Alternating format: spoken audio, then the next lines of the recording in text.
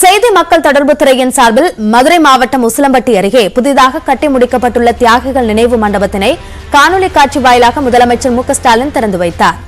அந்த காட்சிகளுடன் விவரங்களை தருவதற்காக நம்முடைய செய்தியாளர் பாண்டியராஜ் இணைப்பில் இருக்கிறார். பாண்டியராஜ், விவரங்களை பதிவு செய்யுங்கள்.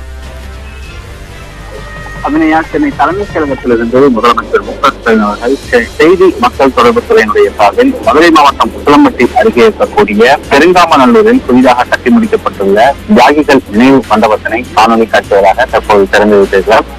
தொடர்ச்சியாக பொள்ளாச்சி மற்றும் உடுமலைப்பேட்டையில் அமைக்கப்பட உள்ள தியாகிகள் பல்வேறு சமூக இதற்காக பாடப்பட்ட தியாகிகளுடைய திருவுருவச் சிலை மற்றும் அரங்கத்திற்கு அடிக்கலையும் முதலமைச்சர் நாட்டுகிறார். அதன் நேரலை காட்சியை தற்போது பார்த்துக் கொண்டிருக்கிறோம்.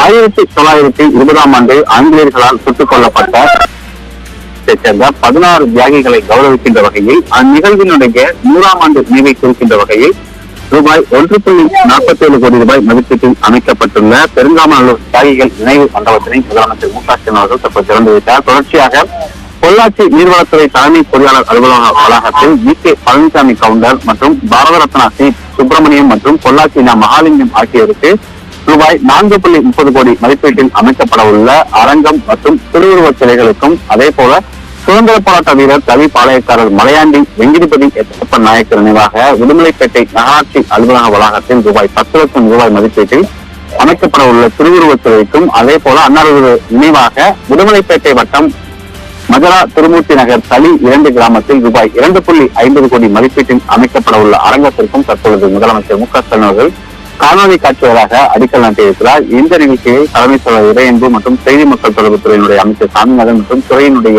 இயக்குனர் மோகன் உள்ளிட்ட அரசு துறை உயர் அதிகாரிகள் பலர் பங்கேற்றிருக்கின்றனர்.